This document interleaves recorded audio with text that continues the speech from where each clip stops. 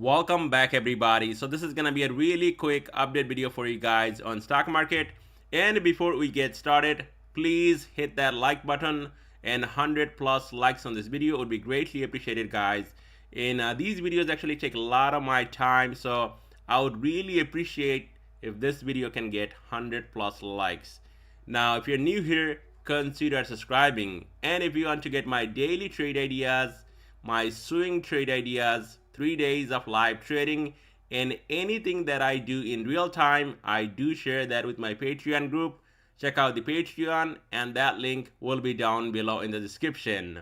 And now let's get right into it. Dow was slightly down on the day, 0.31%, Nasdaq going absolutely flat, and S&P also flat, and Russell going down 0.17%. And here's the 11 sectors that makes up S&P 500. On top, we got Friday energy leading the way, real estate, utilities, so kind of a risk-off move here in the market. And then we got communication services led by Meta here, and then consumer defensive, technology here in the middle, and then we got consumer cyclical, huge sell-off on Tesla, financial, healthcare, industrials. Now, week-to-date performance for last week. Again, technology leading the way here on top, communication services, consumer defensive, consumer cyclical, healthcare, real estate, industrials. On bottom, energy lagging behind, utilities, basic materials, and financial. And you can see these names actually made it back up on Friday on top and leading the way. And what we got here on stock market map, definitely communication services was up, led by Meta up 1.30%. Almost hitting a new fresh all-time high, and that could be coming next week. Google up 0.40%, Amazon kind of a flat day, and look at right here, Tesla taking a massive beating, down 3.67%. And then we got Wells Fargo down on the day, JPM down on the day. We played this one. And then if you look at some of these regional banks, kind of a mixed bag right here. Some of these names are down, some of these names are up on the day, and then we got Nvidia going flat, AMD down 1%, Intel down 1%, and Microsoft again going up 1%. So it was kind of a weird looking day in the market. Some of these names actually went higher, like Microsoft and Meta, and some of these names like Tesla and some of these bigger banks, even JPM beating the earnings and going down because this thing was extremely overbought for multiple weeks, and I think there is going to be more downside on JPM. Now healthcare, Eli Lilly again going up 1.13%, and UNH coming off 3.37%. And now let's have a look at SPY ETF.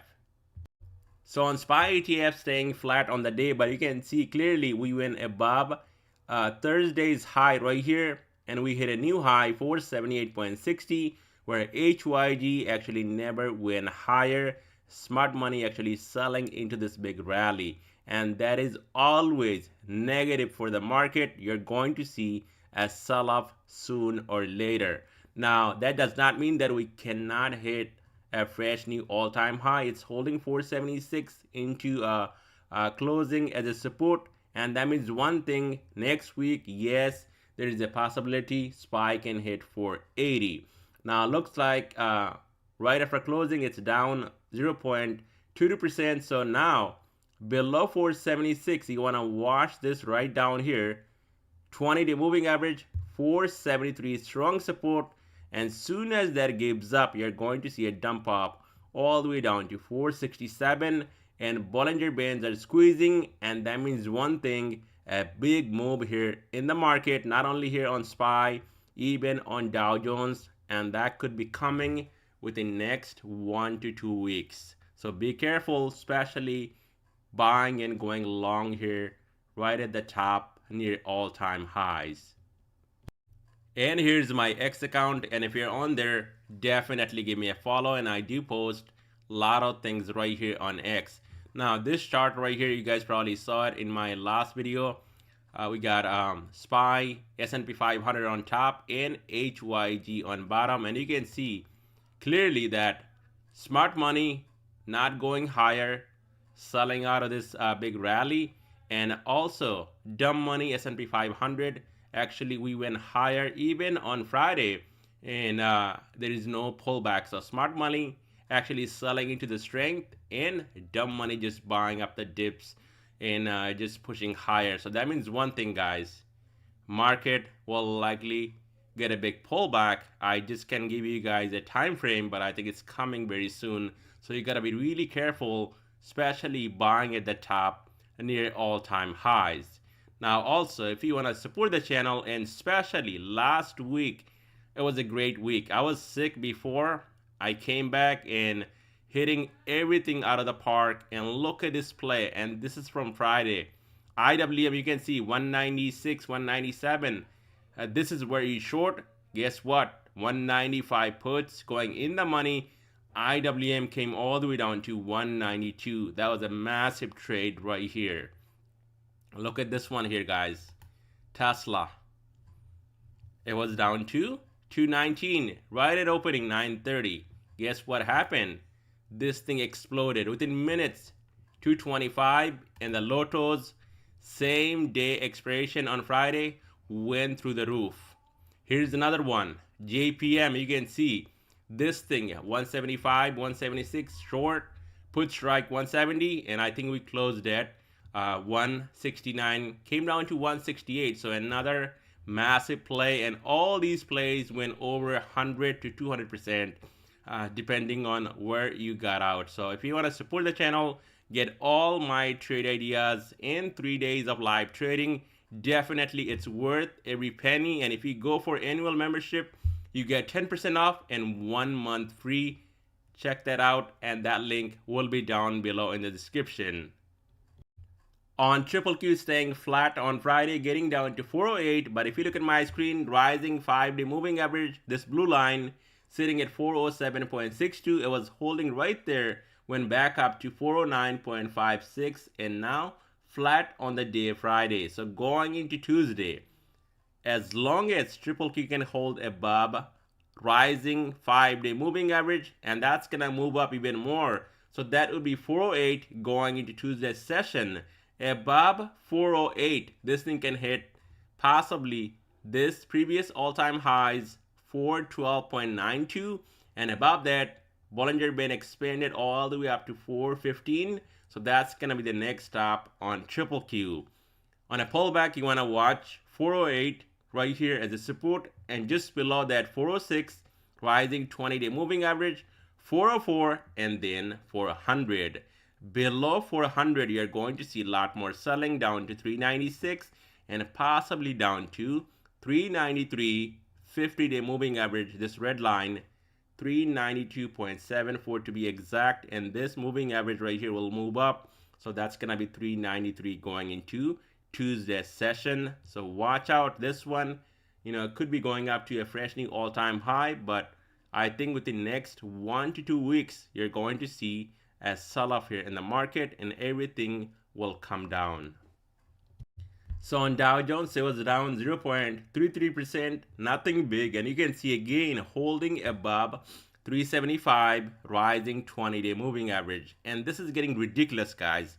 I mean, it's been up for 12, 13 weeks, straight up, no pullback, nothing.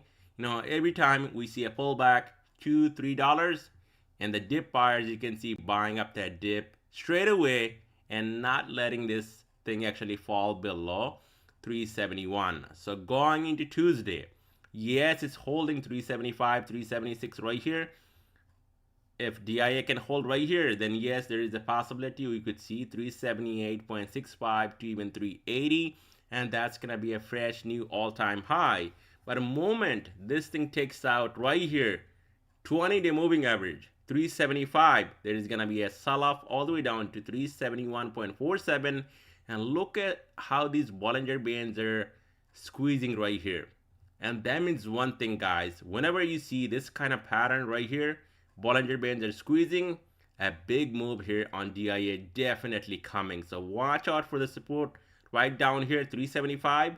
Lower Bollinger Band, 371.47. And then all the way down here, 367. And to the upside, next big resistance to watch, 378.65, and then 380, possibly up to even 384.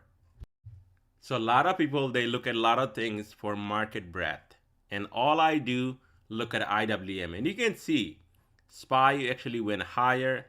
Triple Q made a fresh new all-time high. Dow Jones made a new all-time high. Yes, we went higher on IWM, but nowhere near all-time highs. And now you can see the struggle here. This thing, I mean, this was a huge play we took on Friday.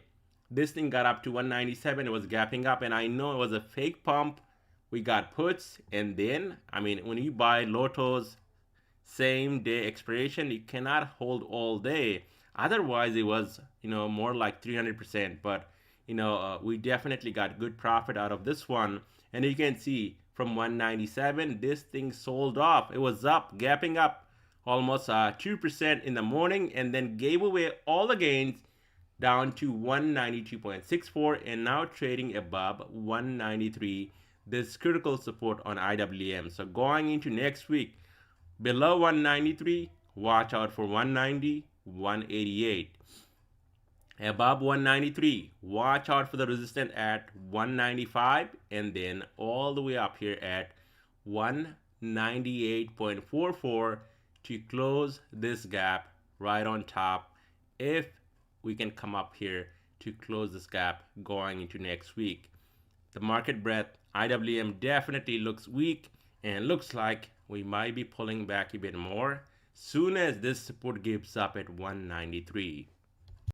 So TNX actually came off on Friday 0.68%, and that is kind of weird in the market where this thing actually came off and market staying flat on Friday. So on TNX, this is gonna be the next level of support right here, 38.80, and then all the way down here to this lower Bollinger Band, exactly down to 38.